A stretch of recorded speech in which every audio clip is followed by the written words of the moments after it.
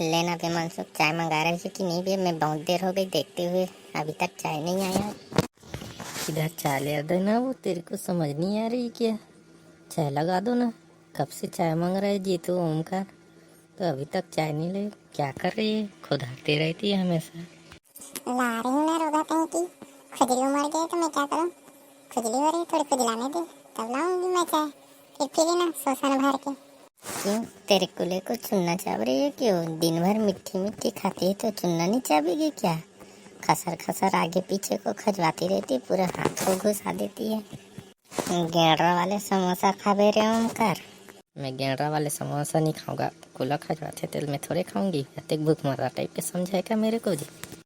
खा के देखो ना रे मेरे समोसा, कितना मिठास है। दिन भर खजवाती हूँ, थोड़ा बहुत लिक्विड डाल देता हूँ ना रे। खजली मरता है, कुछ नहीं होता, इसमें मार जाता है। खुजलाया हुआ माल डालता हूँ ना इसमें, दाना वाना कुछ नहीं होता मेरे। ले रे रोगा ओमकार, अभी तो खा लो। तब तक खाओ तो दिन भर समोसा समोसा बरोर बरोर चिल्ला रही है। लो खा, तुम्हारे गाड़ के फट ले।